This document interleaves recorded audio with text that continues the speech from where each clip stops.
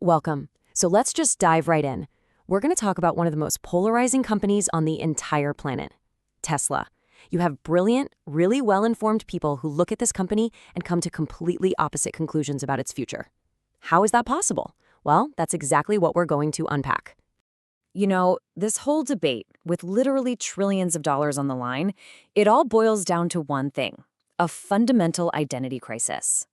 It's really just a single question that splits everyone, investors, analysts, you name it, into two totally separate, warring camps.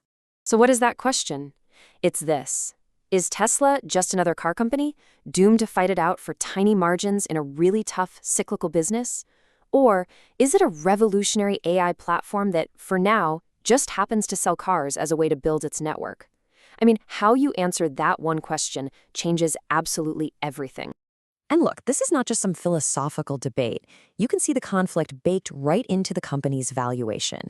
A price-to-earnings ratio of 70x that screams, we think you're a tech platform with insane growth ahead. Meanwhile, legacy automakers like Toyota trade at a tiny fraction of that.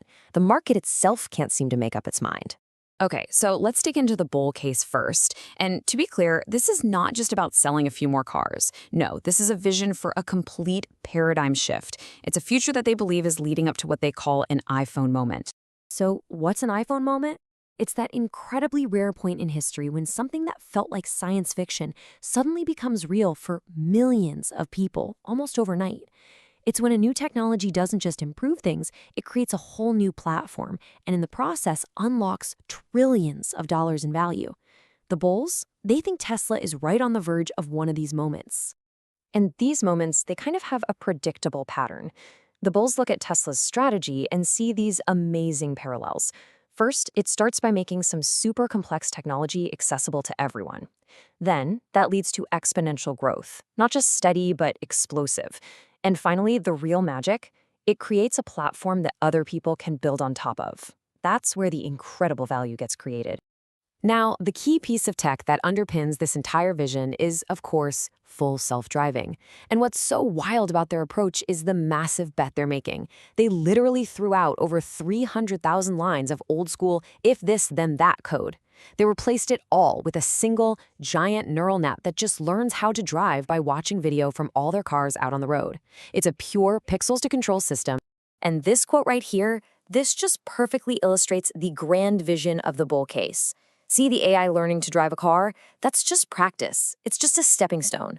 The real goal is to create a general-purpose AI brain, a world model, that you can take out of the car and put into a humanoid robot, completely transforming the global labor market. That is the multi-trillion-dollar endgame that bulls are betting on. Okay, but for every bull with that grand vision, there's a bear armed with a powerful and, frankly, very sobering counterargument. They tell you that this entire physical AI dream is built on a foundation that's not just flawed, but dangerously optimistic.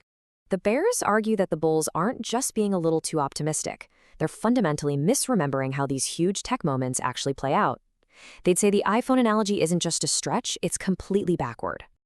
And here's the crucial point they make. The iPhone worked from day one. It was immediately obviously better than anything else.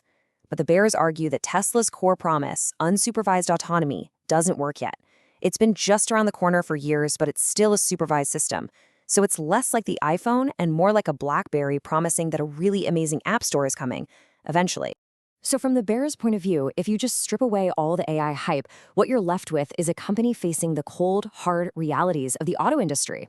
You've got margins getting squeezed by price cuts. You've got fierce competition, especially from China. The core car models are getting a little old. And that central promise of full autonomy, it's still unfulfilled, leading a lot of people to just call it vaporware. Now, this is where it gets really interesting. There's this massive threat to the bull case that analysts are calling the hardware wall. The idea is that the newest, smartest versions of the FSD software actually require the very latest computer hardware. And that implies that the millions of Teslas already on the road, well, they simply might not have the horsepower to ever become fully autonomous. And if that's true, it's a potential death blow to the whole narrative. The idea of this huge fleet of sleeping robotaxis just waiting for a software update to turn on and start making money, it just vanishes. And suddenly, Tesla starts to look a lot less like a high-margin software company and a lot more like a capital-intensive hardware company like Apple that needs you to buy a new phone every few years.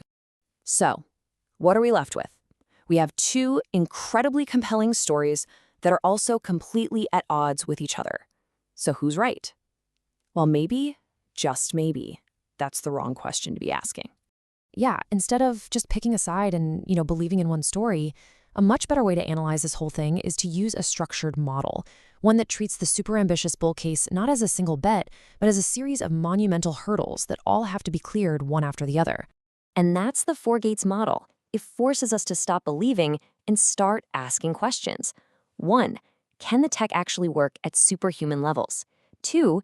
Can it even be deployed on the existing fleet, or is that hardware wall real? 3. Can Tesla solve the enormous legal and regulatory mess? And 4, even if they do all that, can they actually make monopoly-style profits? The bull case needs a yes to every single one of those. But here's the kicker. Even if, and it's a big if, even if Tesla can pass through all 4 of those gates, there is one final, overriding factor that could make the whole thing completely meaningless, and that's timing. See, the value of solving autonomy isn't some fixed number. It decays, and it decays dramatically over time. A solution in the next couple of years? Game-changing, revolutionary. But as the years tick by, competitors catch up, investors lose patience, and the massive value of that future promise just gets discounted away. A victory that comes in, say, 2033, is economically almost the same as no victory at all. So, the crucial takeaway here is that just having the technical solution isn't enough. It's an absolute race against the clock. The technology has to be solved, it has to be deployed, insured, and scaled, all within a window of time that's commercially relevant. If they miss that window, the bull case just might not happen. Which leaves us with the ultimate question. It's not a question of belief or hype or narrative. It's a question of probability and execution. It's not just if Tesla can solve autonomy, but when. Because in the brutal world of competition and capital markets, if a revolution happens too late, does it really happen at all?